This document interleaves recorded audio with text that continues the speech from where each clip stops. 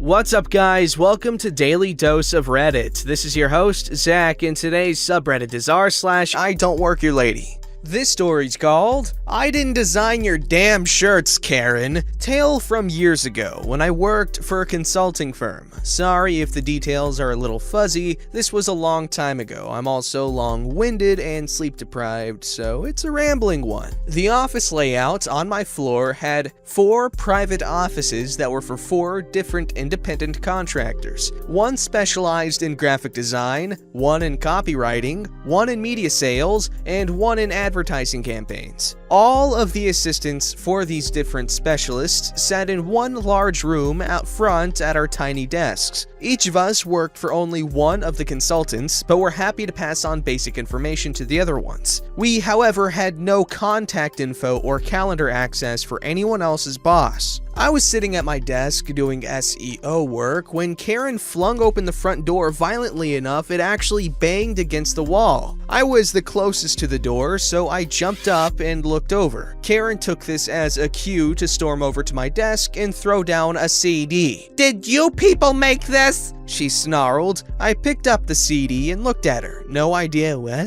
she was talking about.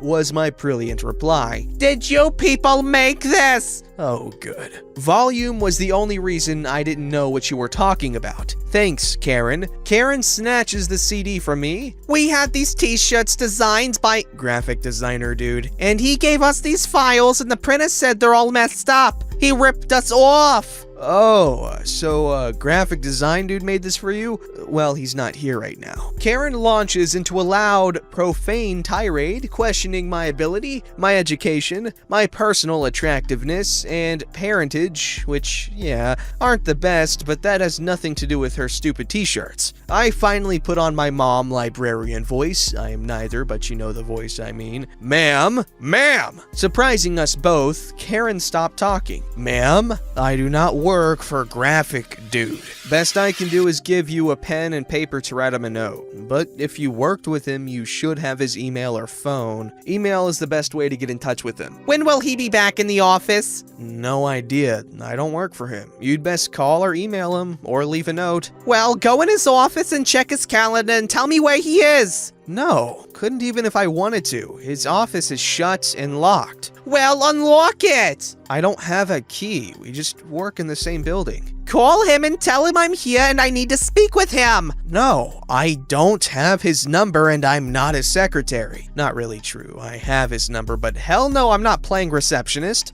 "I spend a ton of money with you and I demand—" "Ma'am, you do not spend a ton of money with me. I don't work for graphic dude." Yeah, you don't do the computer stuff, you're just the secretary. Now get him on the phone." I took a second to figure out how me sitting in front of the computer and using it when she came in equals not doing the computer stuff, or how secretary equals no computers. But this wasn't the brightest tool in the box, and she was giving me a headache. So I went to my boss and asked for her to dislodge the Karen barnacle from my life. "Ma'am, I'd be happy to give a message to Graphic Guy." "Where is he?" "I don't know. You can leave a message." "Are you the manager?" "Yes." She's a consultant. She is self-employed by her own company, so I guess she is her own manager. Technically mine too, but neither of us were sure what Karen was going for here. "Well, I want to speak to the owner." "Owner of what, exactly?" Karen turns and points at me. "I crap you not, this woman snarls. That girl there." My boss and I are sharing a look. My boss says to Karen, very slowly,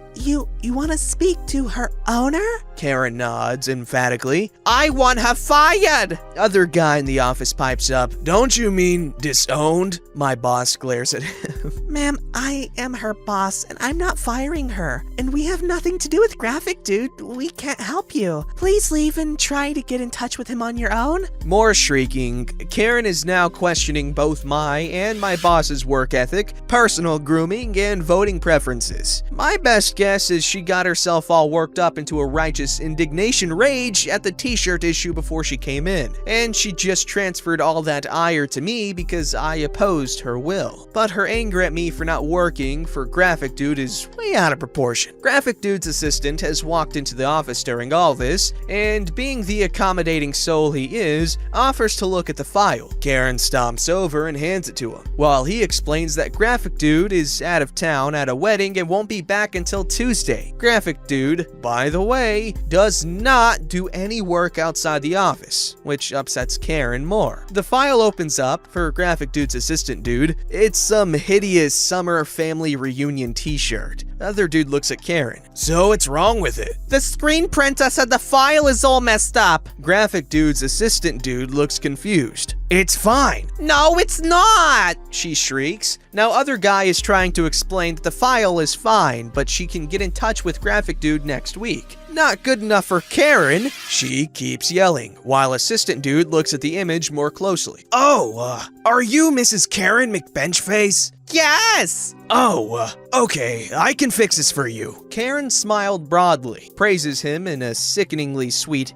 good puppy manner, and saunters over to us to explain how she's still going to get us all fired, and it's about time, blah blah blah. Assistant dude comes over and hands her a new disc and sends her on her merry way. My boss goes back to her office and shuts the door, telling me not to come get her if that harpy ever comes back in. I look at assistant dude, who is grinning. Assistant dude is a college sophomore. Graphic Dude grossly underpays to gain experience, and he gives no craps, so I know something is up. Okay, assistant dude, what did you do? Come, take a look! On his computer is the image Karen wanted on her t-shirts, opened from the disc she brought in. Freaking Comic Sans. McBiscuit Family, Reunion 20XX, with a dumb picture. Okay. And here's what I just saved on a new disc for her. And shows the same image where he has replaced the text with "Bench Pay Me" and a middle finger graphic. Assistant dude is smiling. I remembered her name finally, he said. Graphic Dude was pissed. She sold him this sob story about why she couldn't pay half up front like we normally do, and he made an exception. Then once she had the files, she refused to pay for it. Originally, we were going to get the shirts printed for her, but she stiffed us and took the file and ran. She figured she could just get them printed herself. I told Graphic Dude not to give her a print-ready file for approval, but he thought since we were going to handle the shirt order. Yeah,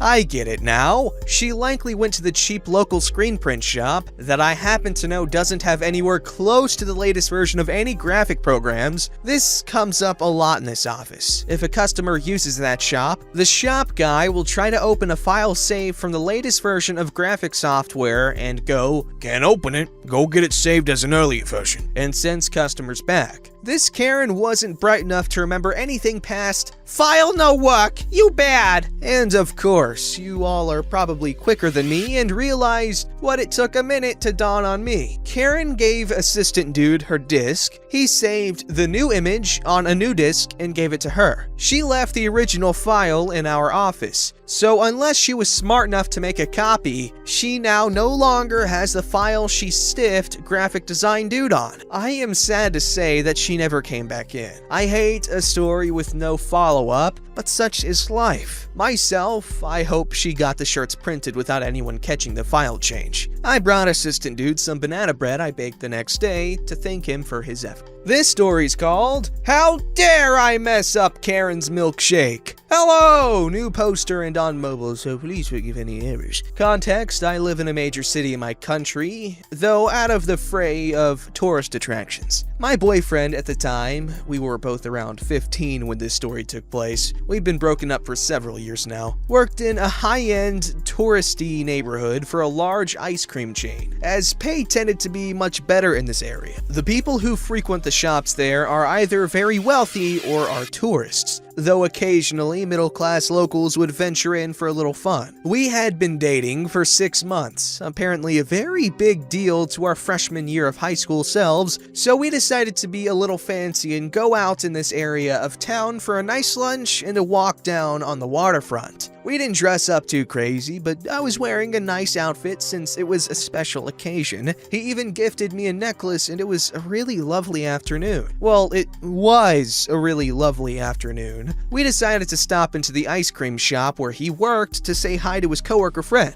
Only one person was working despite it being a pretty busy area, as it was a weekday. We chat with her for a bit. She was a woman in her mid-30s, and she gives us each a free ice cream cone. It was nice, and I was very dazzled by his work perks. We say goodbye, and my boyfriend and I decided to shop around after finishing our ice cream, admiring all the fancy clothes we would buy if we had the funds. We're trying on some goofy clothes and taking funny photos. Typical high school fun when he gets a phone call. It's his coworker, and she says we have to come back right away. He's trying to tell her he has the day off and we're out on a date, but she insists it's an emergency and we're the only people nearby. So, we go back to the ice cream shop. It actually was an emergency. The freezer in the back that held all their stock, nearly $10,000 worth of ice cream in giant tubs, this place was a huge operation, had broken and the ice cream was beginning to melt. She had to go to the regional warehouse to get a company freezer van to salvage what they could, as they were losing money by the second. The catch: she wanted us to work the store and business was starting to pick up. They found a company shirt for me to wear that was so big I was practically swimming in it, and decided that even though I had no understanding of how anything worked and had never even had a job before, it was perfectly okay for me to work the counter. And before you say I was technically working there, I never got paid for the couple of hours I was working, and really was not qualified to be representing the brand. The location later shut down. There were a lot of subpar business practices happening there that contributed. So with two 15-year-olds in charge, the manager heads out and the people start to flow in. Again, I have zero training and my boyfriend is stuck on the register, so I am scrambling trying to figure out which ice cream is which, as behind the counter there are no flavor labels. I just try to tell people I'm new or just helping out for the day, and most people are pretty cool and accepting of this and don't mind the couple extra minutes it was taking me to serve them. Keyword: most. Enter Karen. I later ended up working at a different luxury ice cream store later in my high school career and learned to spot the dreaded beast. But my sweet summer child's naive baby self had no clue. She looked very typical of someone who was a native of our area. Very business-y and clean cut, well put together with a permanent scowl painted across her lips. She came up to me and seemed nice at first. She complimented the song that was playing and even did a little dance. This put me at ease. She seemed so cool. She ordered her milkshake, the first non-ice cream cone order of the day. As she was the only customer in the store at the moment, my boyfriend walks me through how to make it. I don't know why he didn't just make it and spare me her wrath, but oh well. We don't bother explaining that I'm new or anything, since we figure she'll put two and two together with how he's explaining to me how to make it. It takes me a while to make it and find everything, as I didn't work there, but eventually I finished the milkshake and it actually looked pretty good. I give it to her and she gets really weird. She walks towards the register, sipping slowly. My boyfriend rings her up and Karen stops drinking it. I'm not paying for this. I'm sorry? It's too thick. It's like she doesn't even know how to make a milkshake. Well, to be fair, I didn't. I'm sorry, ma'am. She's new and still learning. Well, she's incompetent and I'm not paying for this. I could see my boyfriend getting frustrated and I felt tears pricking at the corner of his eyes. He tells her she has already drank the beverage, so she has to pay. Begrudgingly, she obliges. She walks toward the door, hovers there, takes another sip, walks back to the register. This is ridiculous. I want a refund. I'm sorry, but I can't do that. But I can have her remake it.